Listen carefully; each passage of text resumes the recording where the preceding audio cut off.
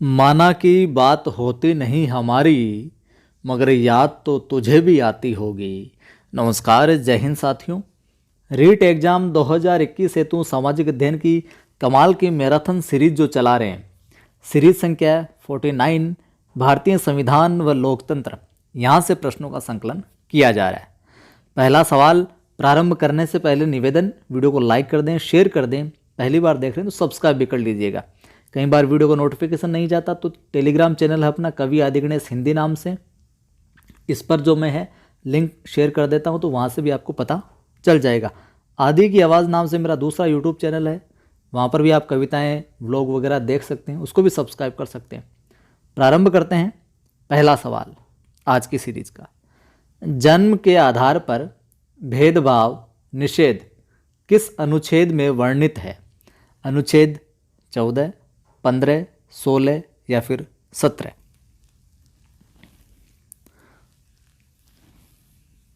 बताइए साहब कि जन्म के आधार पर भेदभाव निषेध है किस अनुच्छेद में वर्णित है? ये उत्तर हो जाएगा ब, अनुच्छेद 15 के अंदर। व्याख्या देख लेते हैं। अनुच्छेद 16 में सरकारी नौकरियों में अवसर की समानता ये देखने को मिलती है। अनुच्छेद 16(4) में अपवाद आरक्षण का उल्लेख है। 17 में छुआछूत अपराध है, इसका उल्लेख है। 18 में उपाधियों का अंत है, ये बात उल्लेखित है। तो किस अनुच्छेद में क्या है समग्र रूप से आपको बताया जा रहा है, तो जरूर शेयर करें इस सीरीज को आप। अगला है, दोष सिद्धि की स्वतंत्रता उल्लेखित है। अनुच्छेद 19, अनुच्छेद 20, अनुच्छेद 21 या अनुच्छेद 22? बताइए।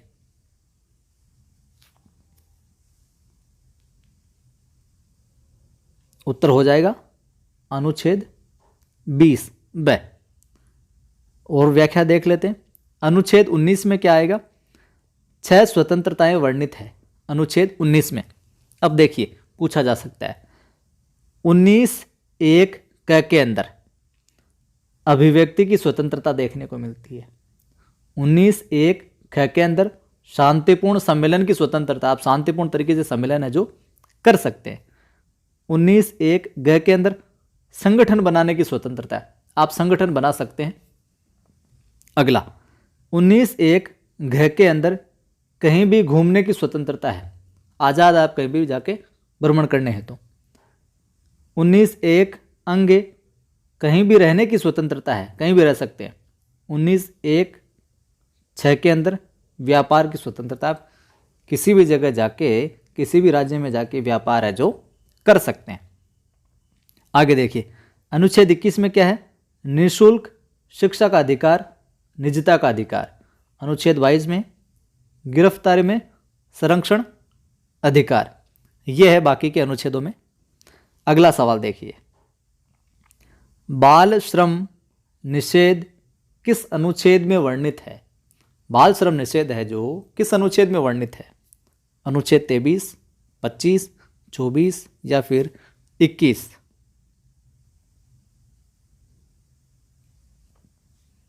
उत्तर हो जाएगा स, अनुच्छेद 24 के अंदर बाल श्रम निषेध है, ये उल्लेखित है।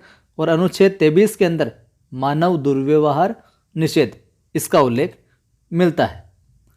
अगला सवाल देखिए, किसकी अनुशंसा पर 1986 में बाल श्रम कानून बनाया गया? किसकी अनुशंसा पर? इंदिरा गांधी, रंगनाथ मिश्र साहब, गुरुपद स्वामी, इनमें से कोई नहीं।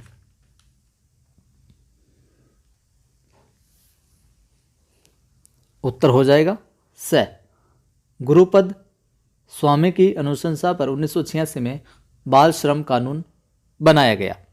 व्याख्या में देखिए, इससे संबंधित बचपन आंदोलन के प्रणेता कैलाश सत्यार्थी रहे हैं और इनको शांति का नोबेल प्राइज भी मिला था। अगला देखिए, जहाँ तक मुझे याद है कैलाश सत्यार्थी साहब को शांति का नोबेल पुरस्कार भी मिला था। अगला सवाल है, सिखों को कृपाण धारण करने की स्वतंत्रता किस अनुच्छेद के तहत दी गई है? अनुच्छेद 25, अनुच्छेद 26, 27 या फिर 28?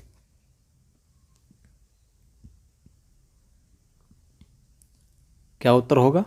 ए, अनुच्छेद 25, 25। जो बाकी के अनुच्छेद उनमें देख लेते हैं व्याख्या में। अनुच्छेद 26 में मिलता है हमें धार्मिक आयोजन की स्वतंत्रता, ठीक है। अनुच्छेद 27 में धार्मिक व्यय पर छूट मिलती है हमें। अनुच्छेद 28 में किसी धर्म की विशेष शिक्षा राज्य संस्थानों में नहीं दी जाएगी, ये बात उल्लेखित है। अगला सवाल, अल्पसंख्यक द्वारा अपनी भाषा का संरक्षण अधिकार किस अनुच्छेद में है? 27, 28, 29 या फिर अनुच्छेद 30? बताइए।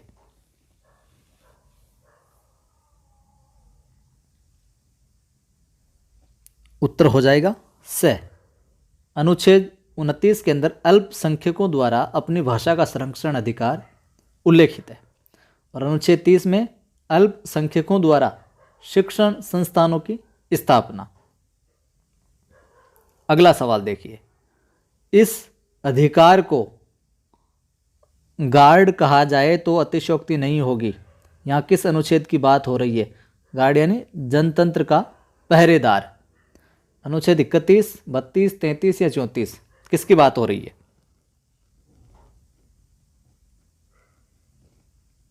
उत्तर है ब, अनुच्छेद 32 की यहाँ पर बात हो रही है, और इसके तहत उच्चतम न्यायालय को 5 लेख जारी करने की शक्ति मिलती है, और यही जो 5 लेख हैं उच्च न्यायालय को जारी करने की शक्ति अनुच्छेद 226 में मिलती है। अनुच्छेद की बात आए तो 226।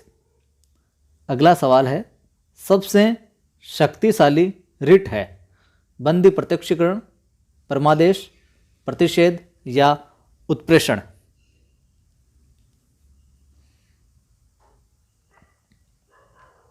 तो निम्न में से सबसे शक्तिशाली रिट कौन सी है? ब, परमादेश।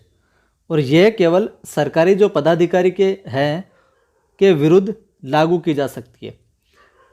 इस सामान्य अर्थ, इसका सामान्य अर्थ देखें तो है हम आदेश देते हैं, ये होता है। अब जो पीछे और शब्द हैं उनके अर्थ भी देख लेते हैं हम, किसका क्या है। बंदी प्रत्यक्षीकरण है, जो उद्देश्य अवैध गिरफ्तारी को रोकना है। बंदी प्रत्यक्षीकरण का उद्देश्य क्या है? अवैध गिरफ्तारी को रोकना है। प्रतिषेध यानी सामान्य अर्थ मना करना प्रतिषेध का। उत्प्रेषण यानी सामान्य अर्थ और जानकारी दीजिए, और जानकारी दीजिए। अधिकार परीक्षा यानी सामान्य अर्थ तुम्हें क्या हक है, अधिकार परीक्षा तुम्हें क्या हक है। अगला सवाल देखिए, अगला सवाल है, यदि कोई कर्मचारी अधीनस्थ न्यायालय के आदेशों की बार बार अवहेलना कर रहा है तो उसे कौन सा लेख जारी किया जाएगा? अवमानना नोटिस, बुलावा नोटिस, कारण बताओ नोटिस या फिर इनमें से कोई नहीं? मतलब कि कर्मचारी जो है वो अधीनस्थ न्यायालय के आदेशों की बार बार अवहेलना कर रहा है तो कौन सा लेख जारी किया जाएगा?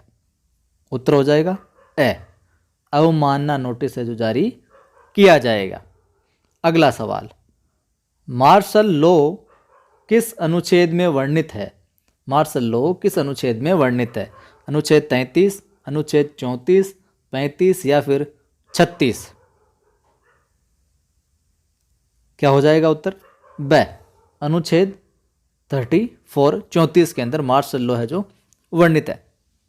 कल की सीरीज में मैंने बताया भी था कि सैन्य अधिकारों से जुड़े हुए अनुच्छेद कौन से हैं, तो आपको याद हो तो वापस बताइएगा कमेंट करके कि कौन से में बताया था। अनुच्छेद 33 सेना के मूल अधिकारों का वर्णन, अनुच्छेद 35 मूल अधिकार संरक्षण हेतु संसद निर्माण। थोड़ा सा आपने दिमाग लगाया तो सारा उत्तर यहीं मिल गया, नहीं तो आप कमेंट करके भी बता सकते हैं। वीडियो को लाइक नहीं किया अभी तक तो लाइक कर दीजिए, सभी ग्रुप में ज़रूर शेयर करना है। आपको पहली बार देख रहे हैं तो सब्सक्राइब कर लो और घंटे के निशान को क्लिक कर लो ताकि वीडियोज़ की सूचना आपको मिलती रहे। फिर मिलते हैं, जय हिंद।